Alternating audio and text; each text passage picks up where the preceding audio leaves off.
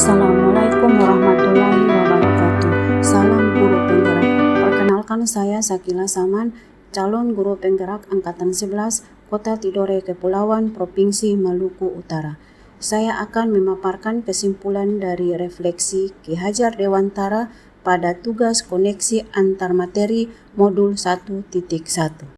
Saya akan merefleksi diri melalui 3 pertanyaan sebagai berikut. 1. Apa yang saya percaya tentang murid dan pembelajaran di kelas sebelum saya mempelajari modul 1.1? 2. Apa yang berubah dari pemikiran atau perilaku saya setelah mempelajari modul ini? 3. Apa yang dapat segera saya terapkan lebih baik agar kelas saya mencerminkan pemikiran Ki Hajar Dewantara. Bapak Ibu guru hebat semua, saya akan menjelaskan satu persatu sebelum mempelajari modul 1.1 ini. Saya beranggapan bahwa murid adalah seorang yang dapat mengikuti apa yang diperintahkan oleh guru. Ternyata setelah saya mempelajari modul 1.1, saya sadar bahwa setiap anak memiliki kodrat alam sehingga anak itu unik dan memiliki karakteristik yang berbeda. Murid memiliki bakat sendiri-sendiri sebagai objek dalam pembelajaran di kelas. Tugas seorang pendidik adalah menuntunnya agar ia dapat mengembangkan kodrat alam tersebut sesuai dengan kodrat zaman.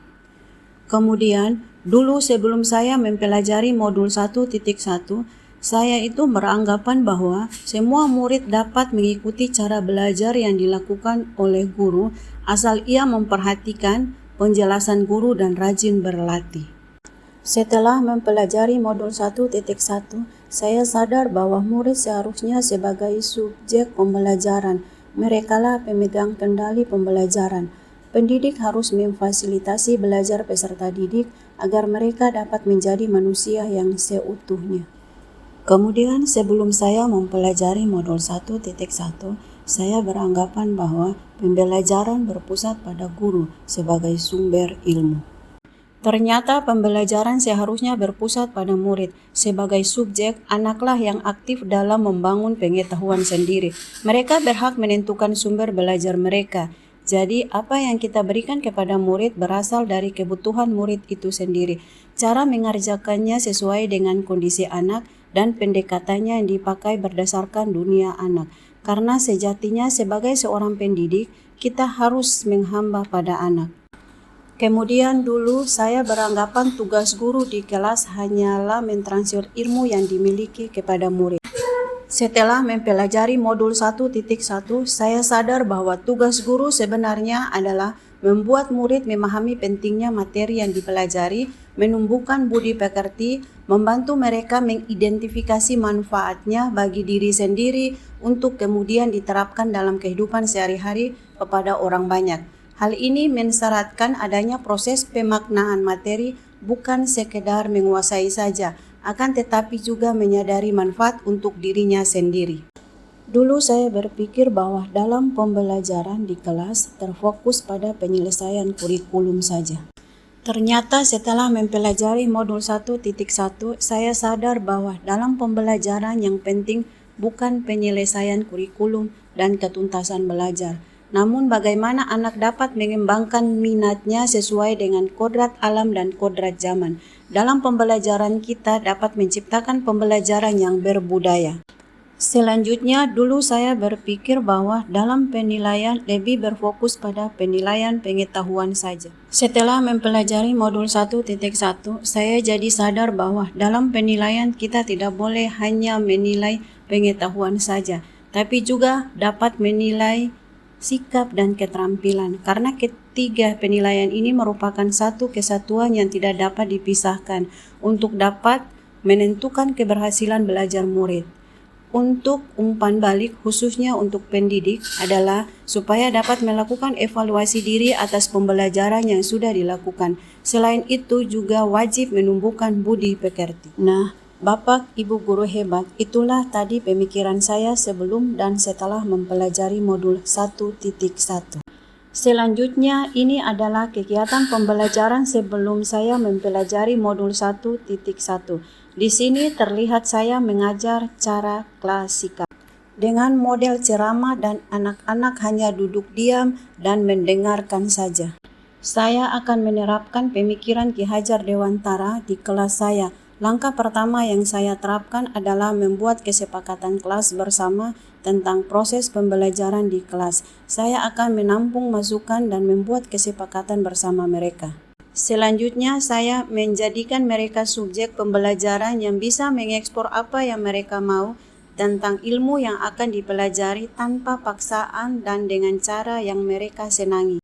Nah, tidak kalah pentingnya, saya juga harus melakukan pengembangan diri agar menguasai strategi pembelajaran yang sesuai kodrat zaman untuk melatih 6 kecakapan abad ke-21 yang dikenal dengan istilah 6C, yakni karakter, citizenship, artikel thinking, kreatif, kolaborasi, dan komunikasi.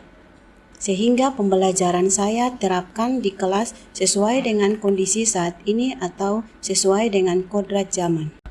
Selain itu, saya merancang pembelajaran yang interaktif dan menyenangkan, menerapkan merdeka belajar, dan mengaitkan dengan penguatan profil pelajar Pancasila, dan yang paling penting tidak lagi menuntut anak, akan tetapi harus menuntun anak menuju tujuan hidup mereka. Selain itu, sebagai wujud dari tujuan pendidikan yang utama, yaitu lahirnya anak yang tidak hanya kompeten dari segi akademis, tetapi juga berbudi pekerti yang baik. Saya sebagai guru juga memberikan teladan yang baik, jadi anak tidak hanya melakukan apa yang saya katakan, tapi harapannya anak mampu meladani perilaku baik yang saya contohkan. Selain sebagai upaya memotivasi anak agar berbudi pekerti baik, ini juga bisa jadi tantangan untuk saya pribadi. Bagaimana caranya agar saya bisa konsisten memberikan teladan yang baik seperti guru itu sebagai sosok yang digugu dan ditiru. Yang terakhir, saya berharap saya bisa memaknai semboyan Ki Hajar Dewantara, yaitu Ing Ngarso Sung Tulodo. Dari depan saya memberikan teladan bagi setiap anak didik saya. Ing Madya Mangu Karso, di tengah saya bisa jadi teman yang memberikan semangat, serta Tuturi Handayani, dari belakang saya bisa memberikan dorongan, moral, serta semangat belajar. Bapak Ibu guru hebat, kesimpulan yang dapat saya sampaikan yaitu dasar-dasar pemikiran dari Ki Hajar Dewantara harus segera kita terapkan dalam proses pembelajaran di kelas ataupun di sekolah. Di antaranya, pendidikan adalah menuntun anak sesuai dengan minat dan bakatnya. Pendidikan bukan hanya ilmu akademis saja, namun perlu penanaman budi pekerti yang baik. Kemudian, pendidikan sejatinya adalah menghamba pada anak. Demikian pemaparan saya tentang koneksi antar materi, pemikiran, filosofi Ki Hajar Dewantara. Mohon maaf apabila banyak kesalahan dalam penyampaiannya. Salam dan bahagia. Assalamualaikum warahmatullahi wabarakatuh.